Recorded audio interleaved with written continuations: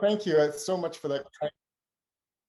Yeah, thank you so much for that kind introduction. It's really an honor to be with you, and I just want to honor this group too for meeting on Tuesday nights and carrying this vision forward to transform people's lives. It's because of you all and the work that you're doing that people's lives, families are changed. And it's so important, and that's why we're all here. We really care about our individual patients, and we want to see people embrace plant-based living because it changes everything. It really does. I thought what I would do tonight, if it's okay with you, I have maybe 15-20 minutes of some slides just to kind of set the tone and maybe plant some seeds for conversation. And then we'll take whatever time I'm here, as long as you want, for questions and answers, so that we can dig deeper into any of these topics or anything that you'd like to talk about. So I'll just share my screen with you here. So I just wanted to just put together a few slides that kind of look at the big picture of, like, why is this important now? Why is it important that we talk about plant-based nutrition? Why is it important that we educate healthcare professionals? Why is it important that we create resources for individuals? Why is it important that we actually begin changing, our communities and culture, and creating support groups within our local communities? Why is it important that you all are donating so much of your time to do this and creating amazing organizations that are transforming communities? And so, the most important reason is people. That's why we're all doing this. And for most of us that, are in healthcare, when we did our entrance interviews, we said we want to help people. And so I thought we would just start there with a story. This is Marcy Madrid. She's a vice president at Midland Health in Midland, Texas, where I've worked for a number of years. Marcy currently is a vice president of population health, which has been a role that she evolved into. But in 2015, I met Marcy when I was doing a CME, the first CME that I did down in Midland Health, which is oil country and cattle country. So they were not really interested in plant-based nutrition, but at the invitation of my good friend, Dr. Staten Autry, I went and did a CME. I met Marcy, and she had just been diagnosed with multiple sclerosis and was fairly disabled. It was rapidly progressing. She had lesions, as I'll show you, in her periventricular region and her cervical cord. She had gone through the ABC drugs, had serious side effects, was fairly disabled, barely making it through her day's work, really not able to take care of her family that included 6 children, and feeling hopeless, as all of us have, come across patients just like this. Here's a picture of her cervical cord. And you can see all of the diffuse inflammation, demyelinating lesions in her cervical cord on the left. Marcy learned about whole food plant-based nutrition and lifestyle medicine, realized that was really her only option at this point to transform her life and reclaim her quality of life. So she dove in and changed her diet and changed her lifestyle, ramped up her sleep, really worked to mitigate stress in her life. And she had repeat MRI by a specialist in Dallas, Texas, one of the leading specialists in the country in MS, 6 months later. And you can see that her cervical cord, the edema has nearly resolved. We can also see in the sagittal slices of her MRI of her brain, large periventricular region here, that has resolved 6 months later. And with the resolution of her symptoms and the improvement in her images, the specialist in Dallas was really excited about what he saw and has started making changes within his practice, not only the way he cares for his patients, but research projects.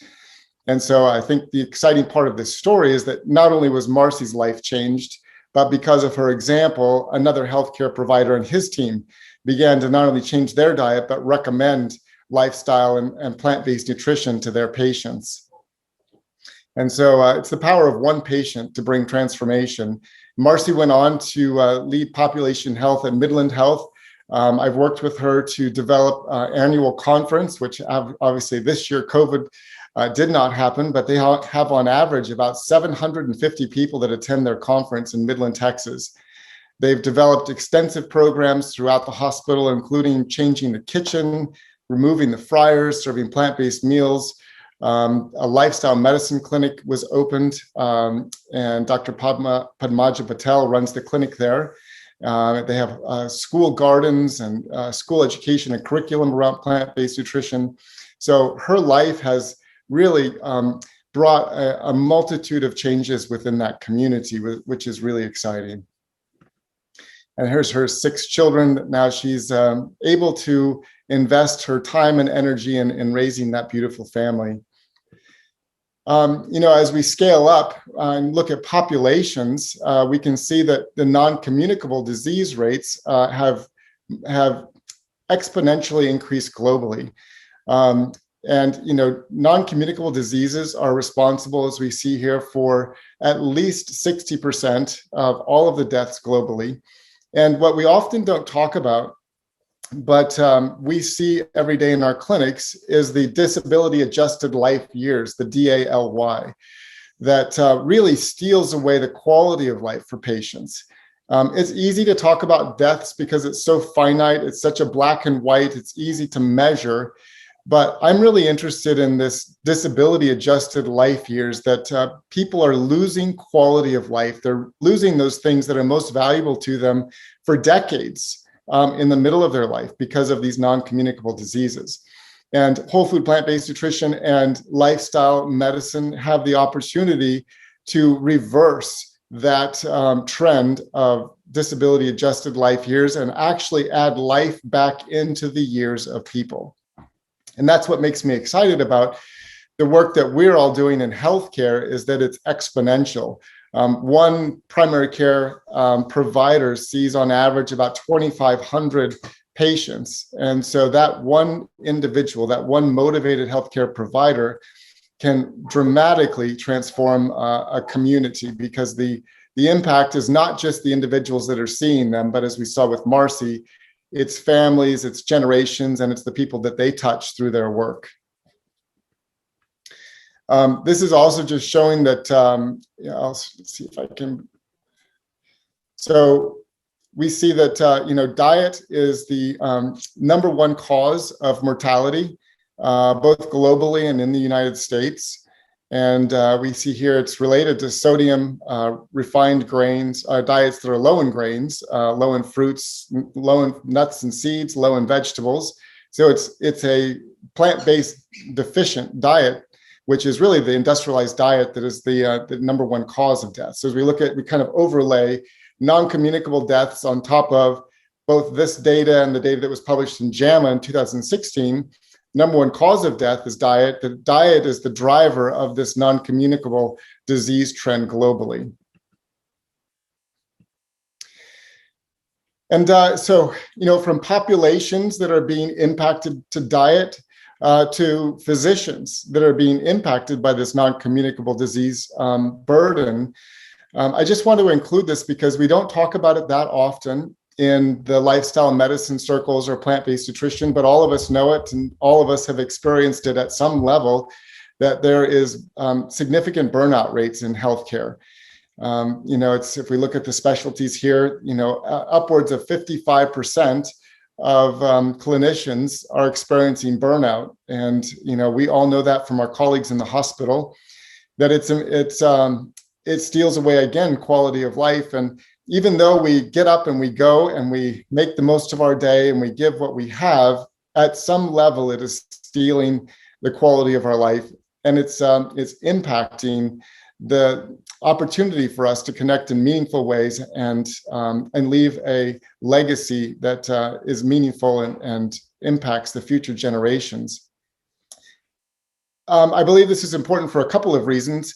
That, for physicians, one of the solutions that helps to mitigate some of the effects of stress, obviously, is a lifestyle intervention for them. And so we need to begin educating hospitals and our colleagues to help them mitigate some of the impact of, prolonged exposure to cortisol.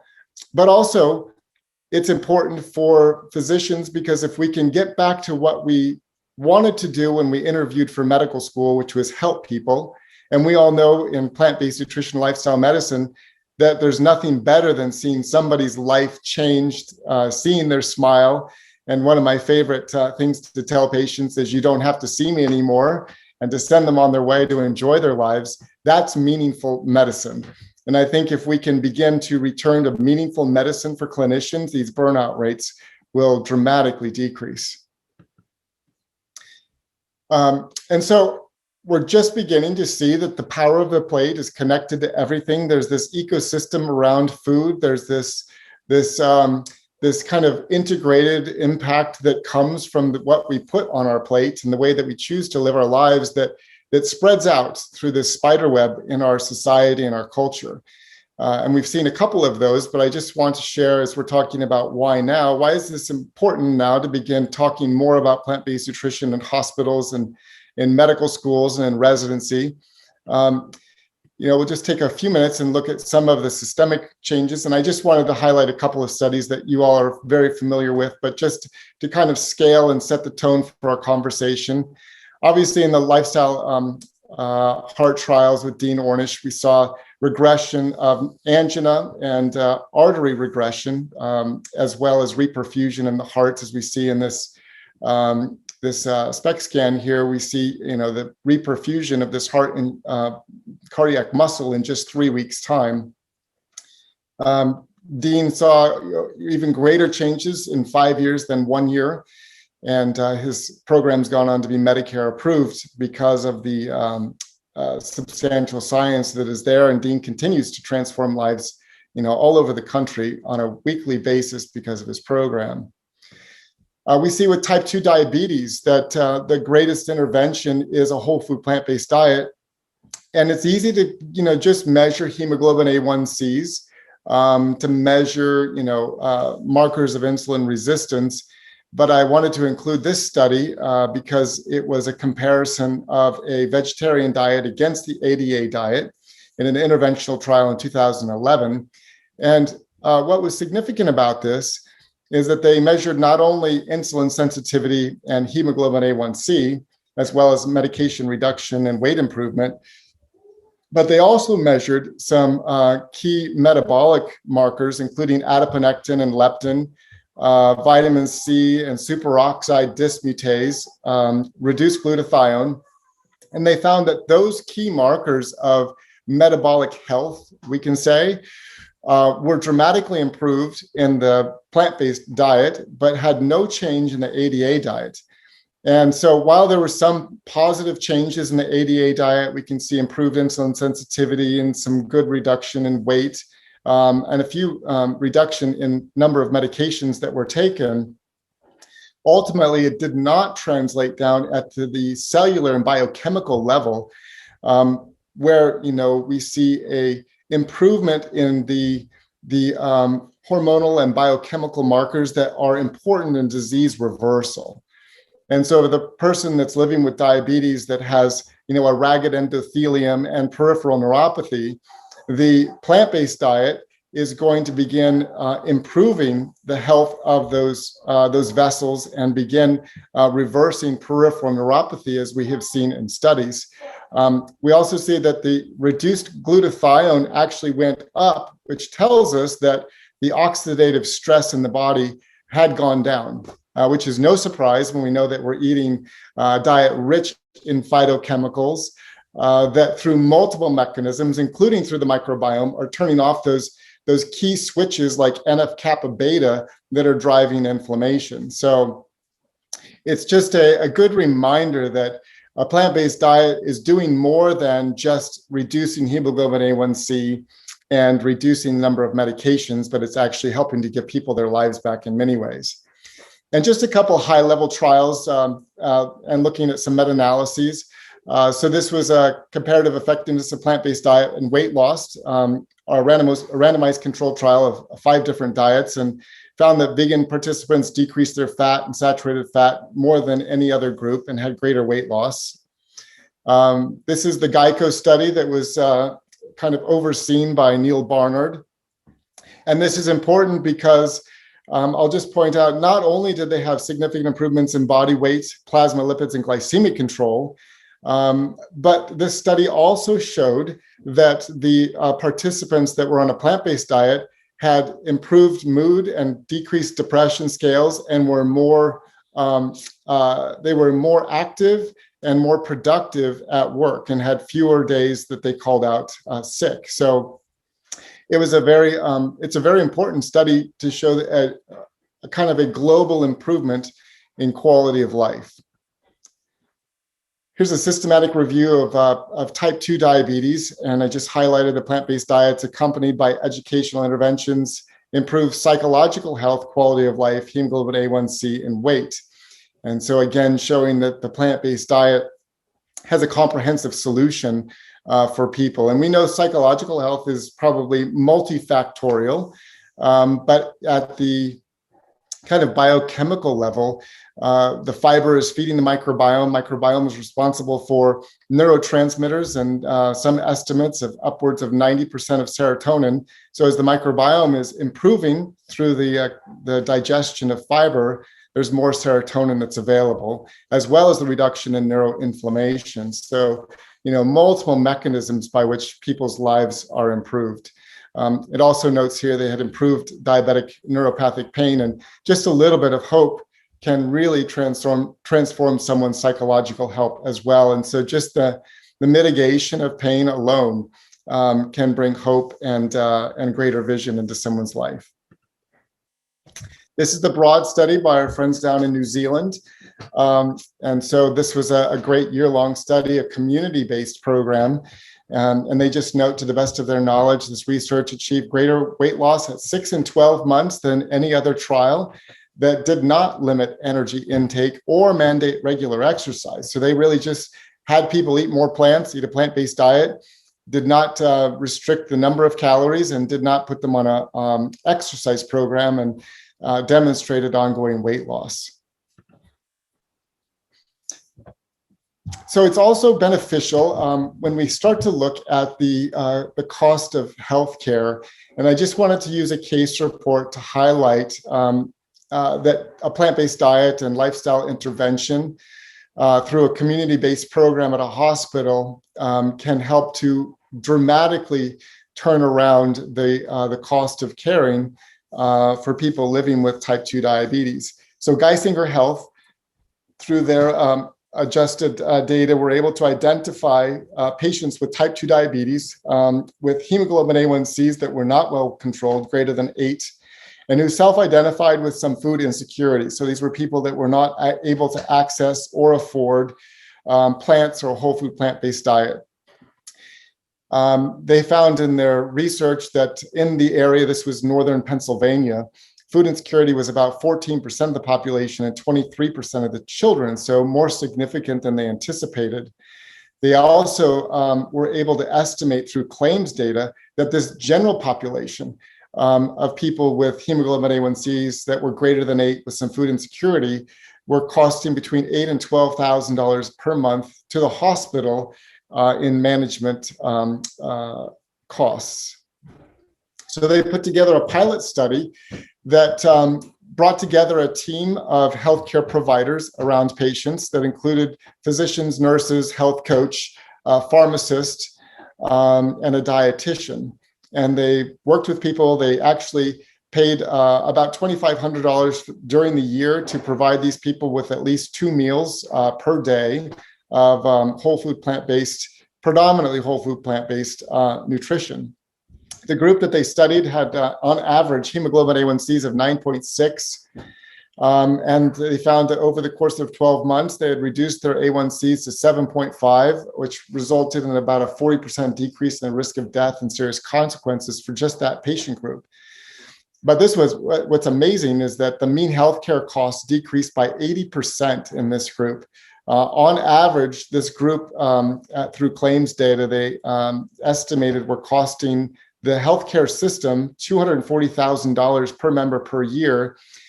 In 12 months later, this group was now responsible for only $48,000 per member per year. So that small investment that they put into this community-based program yielded tremendous cost savings for the hospital and improved health for the patients, and a lot of fun, as you can see, for the healthcare providers that were involved in this program.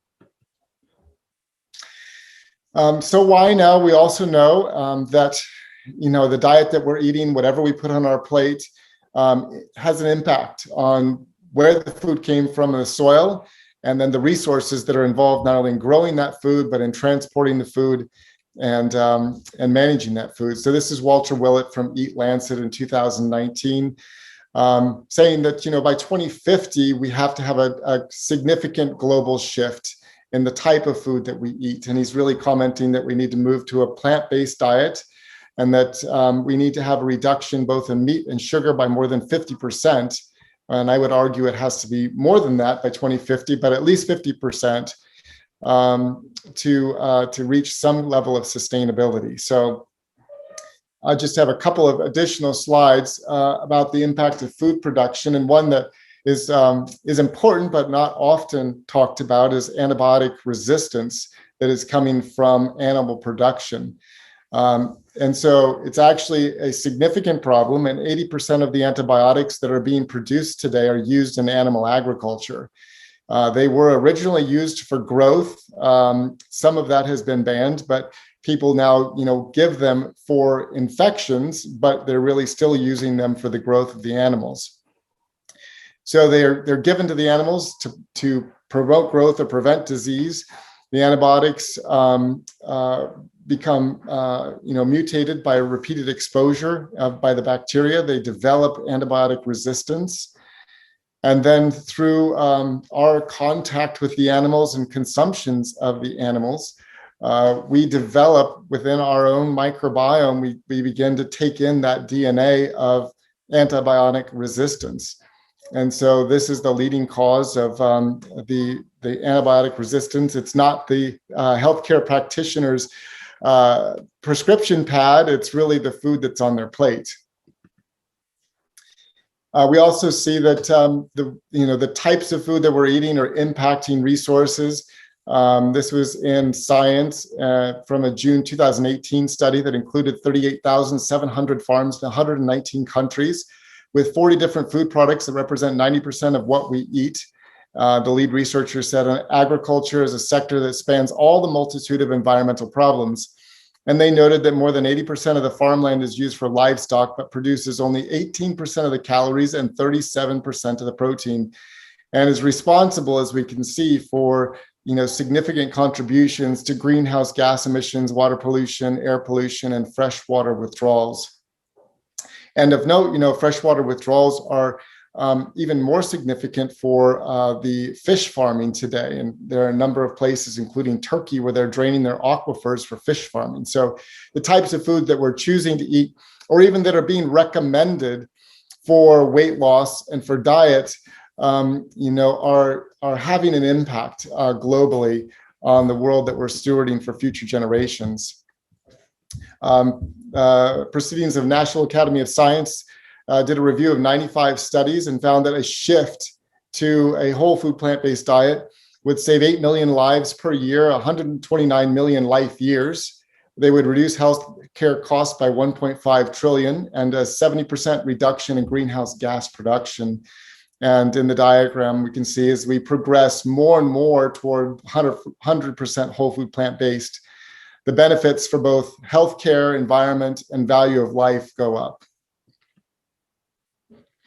And I'll just end with this slide because, so often we, and I know this is not you, but I'm speaking in general, we hear information and we don't always apply it. And so I love what Stephen Covey says. He said, to learn and not to do is really not to learn. To know and not to do is really not to know. And so, I'm always encouraging people that when we are learning something new, we should always ask, well, what can I do now?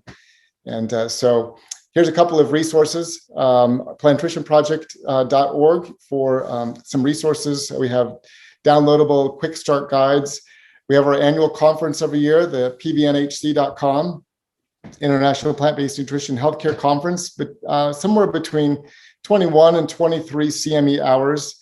Usually we do this live, and it's a wonderful 4 days where we have 3 wonderful, delicious meals that we share together, the opportunity for fellowship, conversation and collaboration.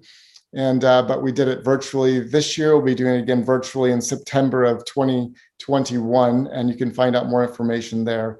The IJDRP is the journal that we started for plant-based nutrition and lifestyle medicine, International Journal of Disease Reversal and Prevention. It's free, it's open source. Dr. Kim Williams is our editor-in-chief, and he's doing a great job.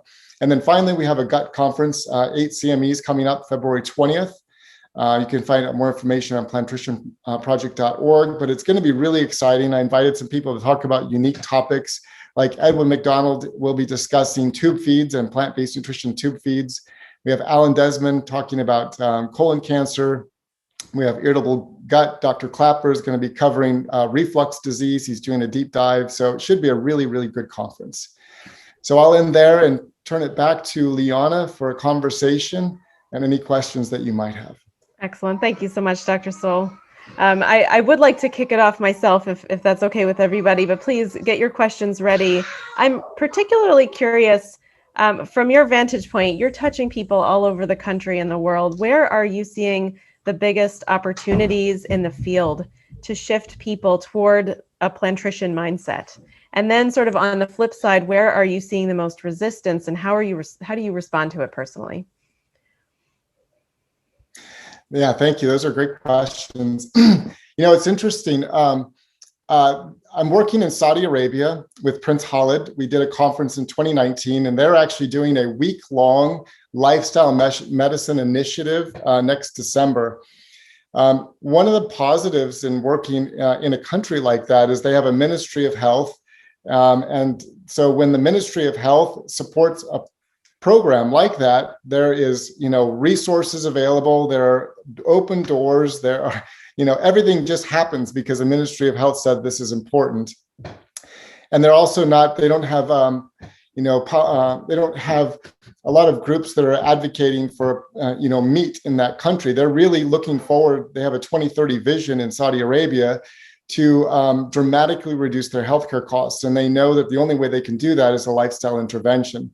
So I'm very excited, early excitement about what I'm seeing in that country. We're doing some work in Taiwan, where similarly, the government is seeing the trend of non-communicable diseases and realizing that they have to do something. And, as much as they don't want to admit that it's a whole food plant-based diet, they're coming to that conclusion that they have to do something with lifestyle and plant-based nutrition. And so I'm looking forward to some conversations there this year, because I believe, those are the kinds of countries and atmospheres where they can, quickly deploy solutions throughout healthcare and the culture to bring about change. We still run into lots of challenges, all of us know, here in the United States. Even Canada has been a little bit easier. I'm working with some groups up there that are expanding lifestyle medicine clinics across the country with very little resistance. But, we encounter the most resistance here in the United States and some of the Western countries, where, there's like this, it's like pride, I think, that we think we know better. We don't want to give up the food that we've been eating. There's a Western mindset around instant gratification and entitlement that I have found to be very difficult to overcome, sometimes more in medical and healthcare circles than even with my patients. And so, and there's a lot of confusion in our country because there's a lot of talking heads with a lot of information. There's everybody has a study to advocate for their position. We have popular groups like, Virta Health, which is, using a keto diet for diabetes that's, raised almost $100 million and is working through channels, including the VA. So there's a lot of, I think it's a big confusing mess in the United States, but there's a lot more hope, I think, outside. And we may have to learn from other countries. We may have to see it done somewhere else first before we do it here. Absolutely. I'm curious, when it comes to these countries and working at such a high level, who's initiating this? Where is it really coming from? Is it the top health person in public service, or is it from some other entity within the country?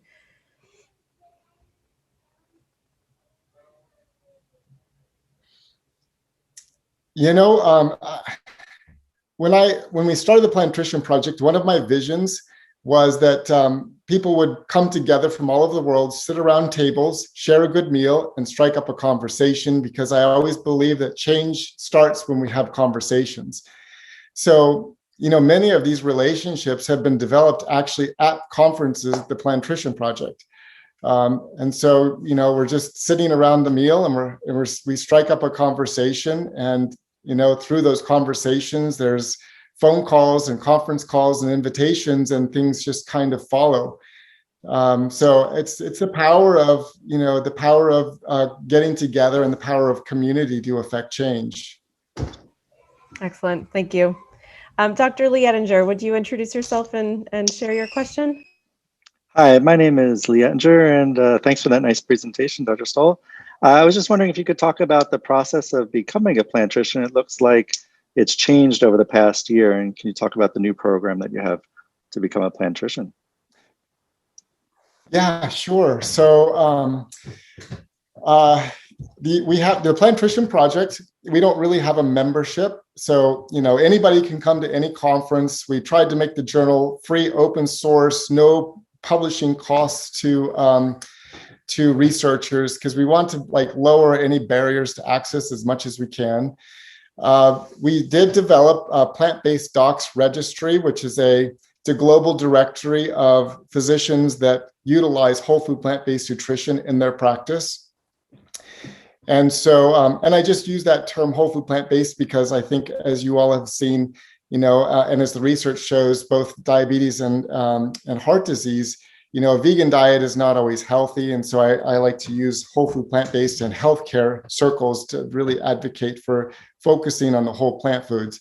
But a global directory to, you know, give patients looking for doctors an opportunity to find a doctor near them or through telemedicine. And it's also an opportunity for doctors to market to patients. But we also created the platform, and we're just finishing this up in the next month or two. We built it around machine learning, and we're adding in blockchain to create a communications platform for patients to communicate with their doctor in HIPAA compliant channels, and for doctors to have more of a machine learning based EHR that will be built around lifestyle medicine solutions. And so the Plant-Based Docs website has an annual fee, but it's really more of a fee to support some of the technology that will be available there, and some of the marketing efforts to help connect patients with doctors as we go out. Does that answer your question?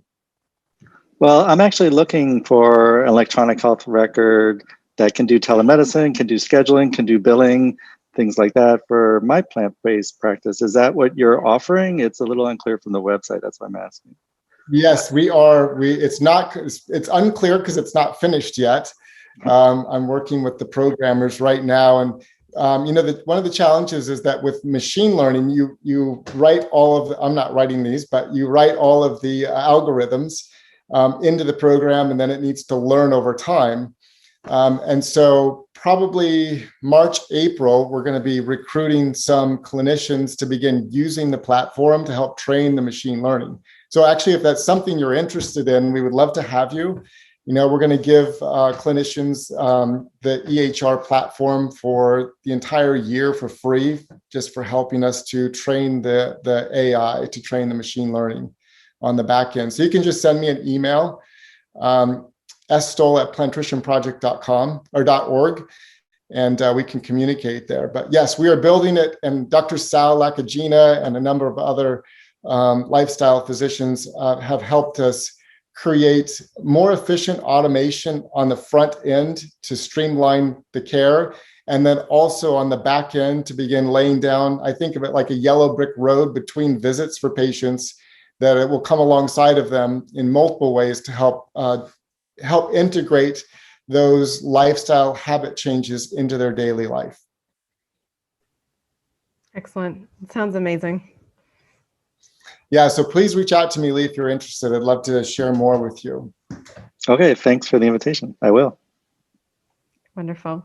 And Eugenia has a question in the chat box. If you want to build on this, go ahead, Eugenia. But do you see any grant funding or insurance funding for programs that deliver plant-based foods to patients, since that is particularly cost prohibitive? Yeah, so that slide that you showed us was pretty impressive. I think it was 36 patients and the cost savings was almost $200,000. So, I mean, it's only 36 patients, but do you see any future grant opportunities, or maybe the insurance company preemptively, I know this is really unprecedented, but preemptively giving clinicians the funding to provide food? Because I think we figured out nutrition education, or we're working on that. That's something are figuring out different ways to do that, but to actually get food funded into the hands of patients, I feel like we have to be much more creative in funding that, especially for like the underserved communities and communities that don't have, are in food deserts and have food insecurity. Yeah, you're absolutely right. I think for all of us, like the path of least resistance right now are self-insured companies, self-insured hospitals, because we're seeing, that's why Geisinger Health, initiated their fresh food pharmacy, because they're carrying the risk for all of those patients and their employees. And so after that program was successful, they rolled out 12 more of those fresh food pharmacies all throughout northern New Jersey and kind of northwestern Pennsylvania. So that's one example. They also did something like this down at Lee Health in Florida. Dr. Sal did that, and they created a flavor harvest at home, I think, something like that, where they also were delivering meals to patients and utilizing the CHIP program, and showed more than a 2-to-1 ROI utilizing that food. And Dexter Sherney, when he was at Vanderbilt, also showed a significant ROI, almost a 3-to-1 ROI, utilizing serving food to people with type 2 diabetes. So I think there's a lot of opportunities for grants. You pulling together some of this ROI data and writing a grant, even using the Geisinger Health, because it was written up in Harvard Business Review, is a great opportunity to create some grant funding, for some programs, maybe working with Michelle McMacken there in New York to do a grant and to put together a program for something like this, because it's going to take, for insurance companies, it's going to take, they're a big ship to turn. And I'll just tell you a quick story. I was meeting with, and I won't name the company, but I was meeting with a large insurance group in Louisville. And you walk into the lobby and it's granite, 40 feet high with big banners of yoga and healthy eating. And I presented to them, the science of reversing type 2 diabetes with plant-based diet. And thankfully, one of the executives there, an accountant, was honest. He was just under the CFO, and he pulled me aside and said, I believe exactly what you're saying. It's right, but I just want to share with you, just out of honesty, we're never going to do it here. And I said, well, why wouldn't you think about doing that? I just saw these banners downstairs about healthy patients. And he said, in all honesty, we have quarterly earnings. We make more money when somebody goes from pre-diabetes to diabetes, and we can't miss our earnings every quarter. And so, that was a big wake-up call for me, because I always thought, if we can just get into some of these insurance companies, we'll make changes. But some of them, have different motivations than we do. So self-insured companies, self-insured hospitals, I think there's great opportunities. And if you need some of those resources, let me know. I can send you some of the ROI data, and that would be great if you can put together a grant. Yeah, I will email you. Absolutely, please. Great. Thank you. Another question, this is from Regina. Has there been any progress with any major weight loss programs incorporating whole food plant-based nutrition and lifestyle into their plans? Yeah, that's a good question. The large companies that we see now, like Noom, they're recommending more plants, but they still have those compromises, but they've actually been somewhat successful. I was happy to see that, Weight Watchers was starting to move that direction, and I would love to see them go much further down that road of recommending plant-based diets. But I think a lot of these larger groups, they're afraid to go too far because they know that their clients, have dietary preferences that they don't want to step on their toes. I don't know of any large companies or large weight loss groups that are utilizing a strict 100% whole food plant-based diet. But I think there's a great opportunity to move that way. It's, as we all know, when you engage the broader culture, especially in a business with whole food plant-based nutrition, it can be challenging in the first 3 to 5 years to build that business because there's a lot of lies and myths that you have to overcome early, and there's a lot of education that it takes to build up a client base to be able to move forward. But I guess I would just end with that. I really am more hopeful now than I've ever been because now almost everywhere you go, you see the word plant-based. It's not always on the right product, but they're using the word plant-based, and it's in Panera Bread. It's much more ubiquitous in our culture. So I really believe that we're going to have more and more opportunities to do the right thing and help redirect that plant-based to the whole food plant-based message. Absolutely. Pamela, would you like to step forward and just say what were you thinking about kidney disease? You want to bring it forward? I just was wondering if there had been any work with patients who are suffering with kidney disease. As you know, Liana, or you may not know, but Dr. Salafu, who is the director of the Brooklyn Health Disparity Center, is also works with patients with kidney disease. And one of the things we talked about is whether or not this is a direction for the patients he's treating. And of course, they are primarily African American and Caribbean patients. So, there's some issues around cultural preference with respect to food, but I didn't know if there were studies or anything available about that. Yeah, thank you. That's it's such an important topic, and there have been a couple of books, and if I was closer to my bookshelf, I would run and grab one. There are a couple of books that have been published on kidney disease and plant-based diets, and I will send a note to Liana when we're done with a couple of those titles. I saw somebody put in the chat, which is right, the National Kidney Foundation recommends a plant-based diet now. Yeah. There's some. Yeah. Mm-hmm. I'm sorry. And there's some good research that's just starting to come out, especially like grade 1, grade 2. Kidney failure, a plant-based diet can have a significant impact in those earlier stages of kidney failure, kidney disease. So more work needs to be done in that area, especially refining some of the dietary, recommendations and guidance. But it's exciting to see what's developing. Okay. Thank you so much. You're welcome. Excellent. Anybody else have a question they'd like to ask? I wanted to ask one. Thank you so much. This was really helpful. I'm an oncologist at Memorial Sloan Kettering, and I do research in nutrition, and I'm opening a trial for plant-based nutrition for precursor cancers. But I wanted to know, with your vast experience, have you had a lot of oncologists or any changes seen in cancer survivors or things or stories where you felt like this has made a big difference? And how, because I feel that oncology community is very far behind than the rest of the physicians in terms of understanding of nutrition. So I was just wondering if you had any experience with that community.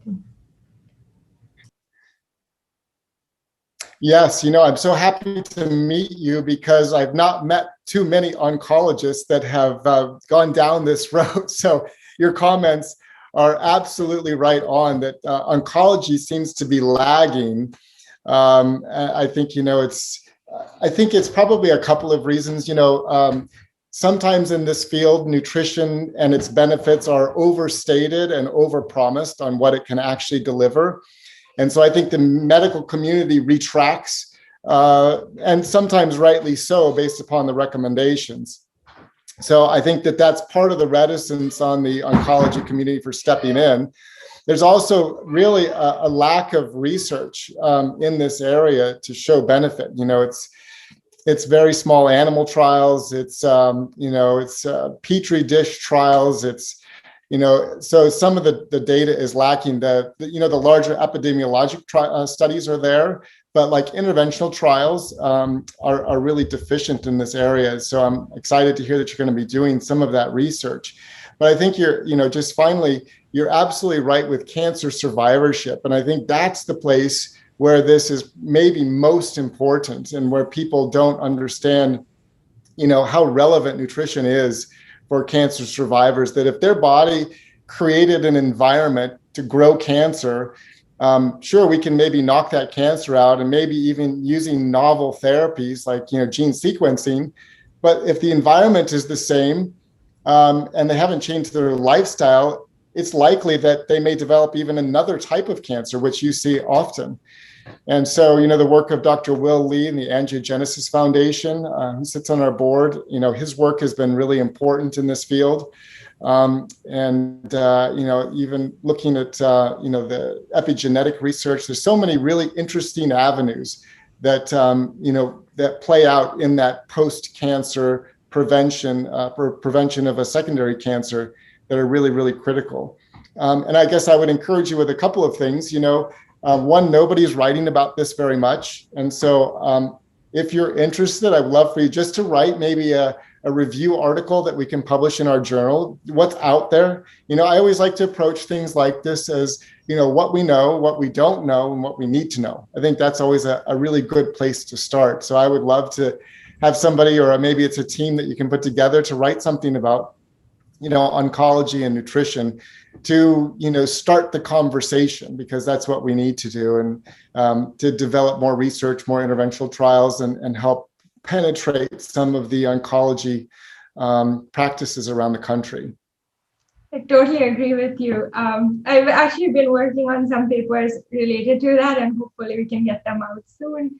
But I also think there are more keto diet trials in oncology just now than there are plant-based diet trials, which is kind of shocking given the epidemiologic data support the opposite, and even the guidelines from Cancer Society. So I think we're far behind, but hopefully that will move forward. Absolutely. I wanted to also bring up, I don't know if you've all picked up a copy of Dr. Colin Campbell's new book, The Future of Nutrition. He really lays out a lot of the history of cancer research and why it's come to the place where it is now, and certainly in the past 50 years. I think it's really insightful, and it's a dense read as is his work, but different from the academic studies that are coming out, and in a way bringing in the history of all of it. It feels like it brings something new to the table. So I'm offering that as one idea. Dr. Stoll, did you have anything else you wanted to share here? No, I have the copy on my nightstand, actually, so you're absolutely right. No, I just make myself available. My email is sstoll@plantricianproject.org. And if I can be of any help to you, please let me know. If you are interested in publishing in the journal, we love to have articles. So I would encourage that as well. And, the Plantrician Project is really there to support you all, because you're doing the work that makes the difference. So. Excellent. Does anybody else have a question? We have time for probably one more.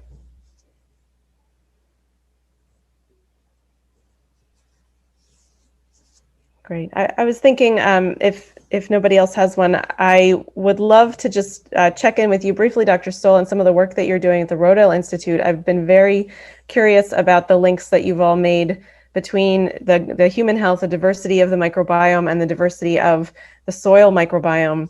Can you just share a little bit more about that and bring us into the world where the nexus of environment and human health connect? Yeah, sure. Happy to do that, because it is exciting. I first met Jeff Moyer, the executive director at the Rodale Institute, at a farming conference. I'm always curious. So my son and I went to a farming conference in Pittsburgh, organic farming, and I was watching Jeff give a lecture. And the next day, it was Monday, I went back to work and I was taking care of a patient where I'd done some prolotherapy for her, and she was very successfully treated, and telling her that I was at a farming conference. And she said, well, my husband just spoke. So happens it was Jeff Moyer. And she told me he's coming to see you next week for his rotator cuff. So while I was injecting PRP into his rotator cuff, I was sharing with him my vision for, someday having a health education center on a farm to help make those connections of like healthy soil, growing healthy plants that help grow healthy bodies that, bring all things into the healthy ecosystem in the world. And he said, well, that's a great idea. Let's do it at the Rodale Institute. And so we presented it to the board, and they loved the idea, and they dedicated some land above the apple orchard to build this center, hopefully in the next 2 to 3 years. But what I was really excited about was that Rodale has a vision that is, it's much more holistic in respect to agriculture. They believe that the soil is one of the greatest resources that we're stewarding for future generations. And, we understand that there's, a massive soil erosion problem, not only here, but even more exponentially problematic in third world countries. Right now, we're losing a dump truck load of topsoil into the Gulf of Mexico every second. And that's, irreplaceable topsoil. And so they also believe the power of living soil translates into the health of the plant, not only that it doesn't need pesticides and herbicides, but that nutrient density and some of the available nutrients that are in those plants are not necessarily available in conventional agriculture. And so, the research that they've been doing in combination with Hershey Medical Center has shown that they're identifying micronutrients in the plants, phytochemicals that are not present in conventional agriculture. And so they're also identifying that the biome of the soil becomes part of the biome of the plant. And when we eat that plant, it impacts the microbiome of our gut. Our guts are actually being changed by the types of plants we're eating and the soil that they're being grown in. And, it's interesting, when we think about glyphosate, which is Roundup, which is sprayed, ubiquitously on GMO crops, it was actually in its first patent a antibiotic. And so when we're consuming glyphosate, it's true that it doesn't harm the human body, but it harms the microbiome pretty significantly in multiple ways. And so the soil, the way that the food is grown, have a tremendous impact on that microbiome, which all of us know has a dramatic impact on human health, just about every one of our systems. I'll just finish with this and then answer any more questions. But one of the interesting things in working with Rodale, when I started working with them, they were much more of a Western price diet, which is, more animal based, more interested in like pasture raised animals to rebuild soil. But in, the process of our conversations, they have moved over to whole food plant-based. And we produced that white paper last year, The Power of the Plate. And I was really happy to see that, that Rodale now advocates for a whole food plant-based diet.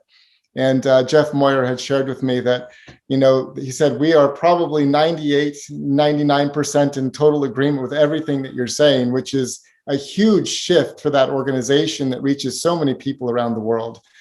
And so I'm really happy to see that, by stepping in and having conversations and, talking about things, and sometimes it's not comfortable, but by just continually presenting the science and presenting the stories. And I worked with a woman at Rodale Institute. I just helped her while I was working. She had MS and she reversed her symptoms. And so that was a living testimony for them at the Institute as well.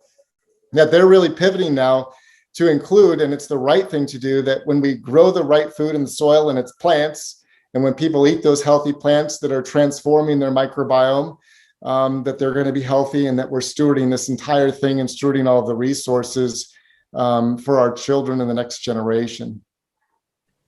Excellent. Thank you so much, Dr. Stoll. I'm obviously very inspired by this, raising my own young kids, and I know you've got kids in the background at your place as well. Yes, those are my grandchildren that are visiting this evening, so Very lots nice. of little ones. Excellent. Well, we are so honored to have this time with you this evening, and very grateful for the opportunity to sort of put your good thinking and good work on the national stage into action on the local level. And I wanted to end by inviting all of you who are with us at the local level to consider what's the next step. What are you doing? Obviously, some of you are starting your own practices, which is tremendously exciting. Some of you are working on great book projects. I'm looking at you, Gia. Some of you have started to talk to your own patients about plant-based nutrition, even though you're not sort of practicing plant-based medicine as an internal medicine or pediatrics. And so I'm just wondering, if there are ideas for where to take this locally, I would love to help. I would love for Plant Powered Metro New York to help convene any of that thinking. Also, one of you had asked if there was a way to share contact information for the folks who are here in the room, and if you would like to give permission to be for your information to be distributed to the folks here, I would be happy to do that. Just put your name in the chat box. I give permission, and then I'll know that we can do that. I definitely want to inspire you all to follow up with each other, and in the absence of being in the real space where you can exchange business cards, we want to make that happen. As far as other next steps go, I always welcome you as you're working with patients or colleagues to refer them to come into the community programming that we're creating with Plant Powered Metro New York to try to give them a next step, to give them the support and resources that they need to go beyond the clinical interaction that they have with you into a lifelong habit of good eating. And so, please definitely refer them to our ongoing webinars, and hopefully we'll get back into live space very soon. We will plan another roundtable for all of you in the next quarter. So if you have specific topics that you would like us to address at future events, please let me know. I'm always looking to create something that is really valuable to all of you, in addition to just the pure networking opportunity that you have with each other. And so with that, I wish you all a wonderful evening, and always welcome you to reach out to me and others here with your great ideas and next steps. So have a great night. Thank you again, Dr. Stoll. Take care, everybody.